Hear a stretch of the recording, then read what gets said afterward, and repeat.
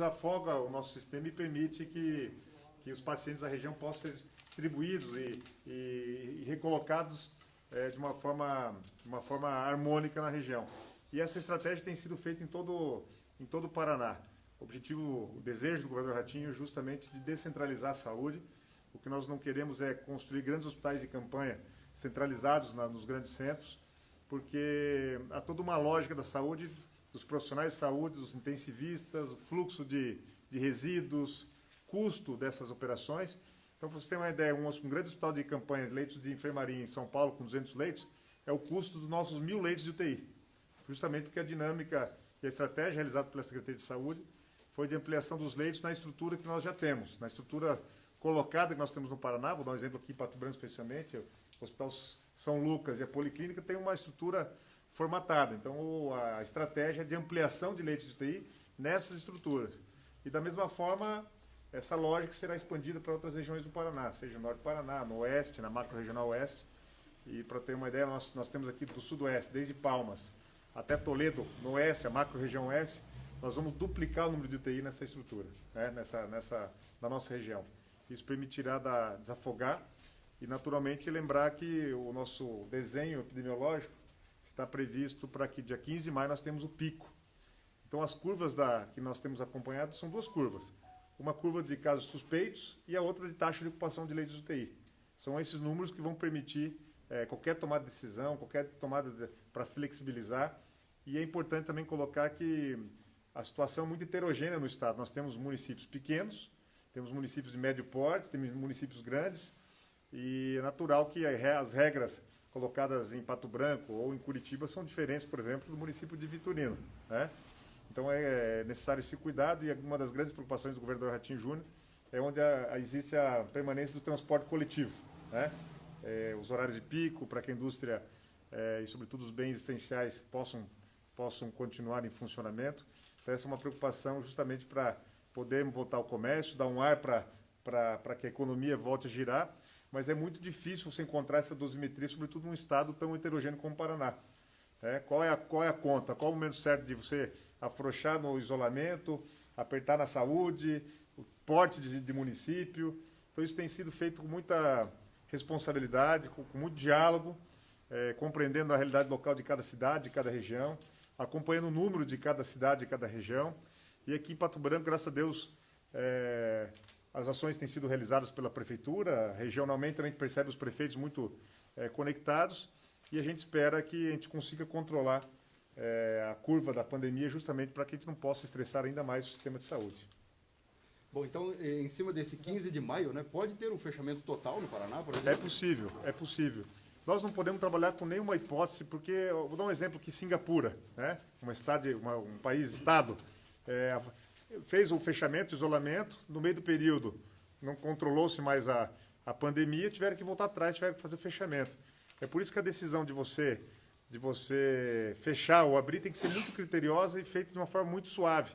Você está impactando 10, 11 milhões de pessoas, então qualquer alternativa ou mudança de fluxo é preciso compartilhar, preciso explicar muito bem para a população. E é importante lembrar que no governo do Estado, o Ratinho Júnior em nenhum momento decretou lockdown. Nós fizemos apenas um decreto obrigando os serviços essenciais em funcionamento. E aqui é importante lembrar que o Paraná é uma das maiores agroindústrias do Brasil. Não é o caso do Rio de Janeiro. Se o Rio de Janeiro faltar comida na prateleira e o Estado estiver desabastecido, nós temos probabilidade de convulsão social. Então, nós temos esse compromisso com o país também de manter as linhas logísticas e abastecimento em funcionamento. Especificamente, respeitando muito a realidade local, respeitando muito a condição de cada cidade, da sua estrutura hospitalar, estrutura de saúde e também os números da pandemia.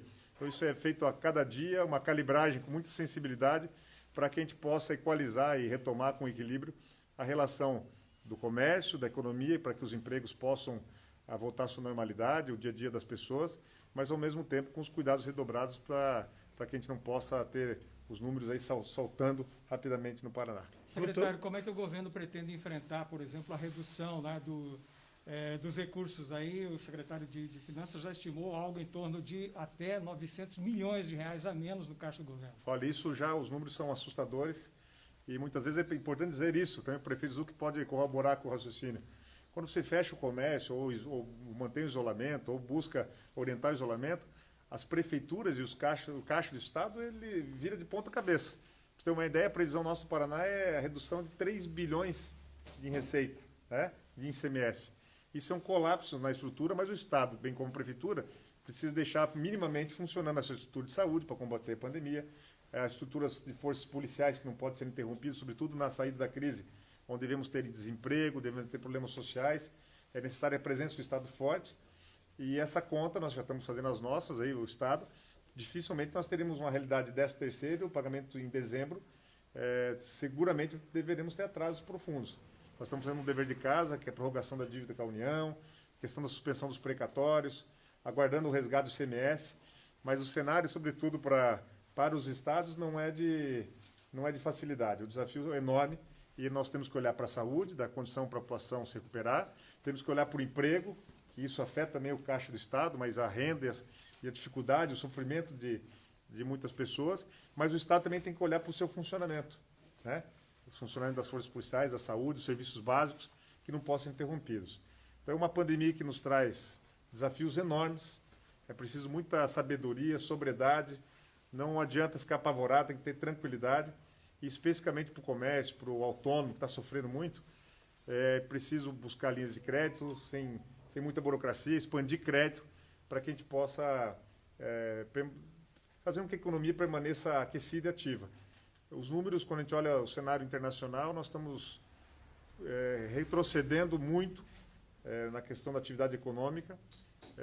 Quando nós olhamos o estado de Nova York, a França, a Espanha, colapsando o sistema de saúde, não dá para imaginar que nós vamos ter aqui a fórmula mágica, o Brasil vai passar imune, inerte a essa realidade. Tem que ser coerente, tem que compreender o que está acontecendo fora, e o que nós precisamos é aprender com os erros, aprender com os acertos e encontrar uma saída mais breve possível.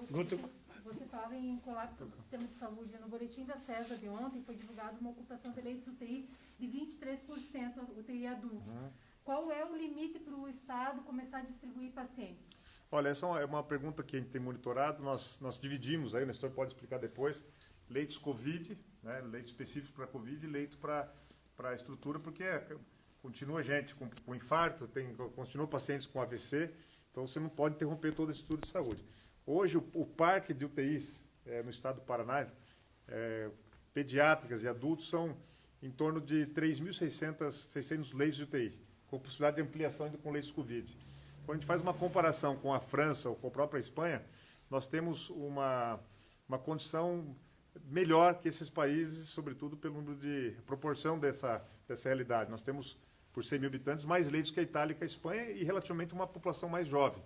Isso nos garante que talvez não tenhamos o colapso na questão como aconteceu na Itália. Entretanto, nós estamos entrando para o inverno enquanto a Europa está saindo do inverno. Então, a estratégia é toda essa. Se nós conseguirmos segurar um pouco agora no início, nós vamos conseguir sair economicamente mais rápidos.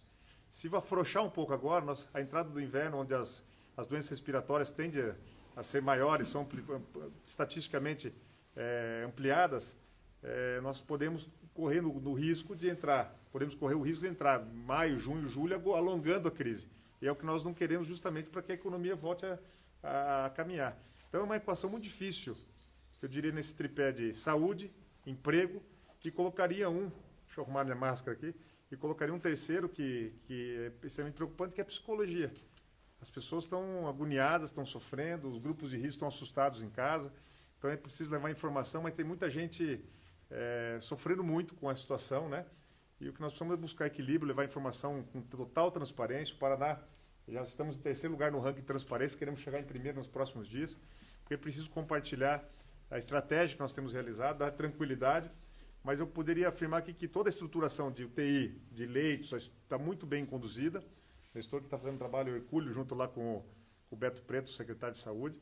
Tem a questão das testagens, que esse é um desafio enorme, que falta insumo no mundo, como os respiradores, uma briga imensa para ter acesso a esses materiais, mas o Estado do Paraná está fazendo o seu dever de casa.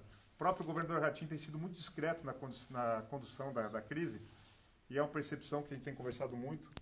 As pessoas precisam consumir informação, ter informação, mas por poucas vezes se viu o governador politizando a questão da pandemia. É um assunto muito sensível, tem que ter muito zelo, cuidado, porque equalizar, ter uma saída específica para o que é mais valioso, a vida, o emprego ou a vida das pessoas como um todo, é muito difícil você tomar essa decisão. Então nós estamos tateando, buscando soluções diariamente e o nosso desejo é poder sair o mais rápido da pandemia. Fortalecimento dos hospitais aqui, Guto, com referência a Pato Branco, atende também Santa Catarina, né?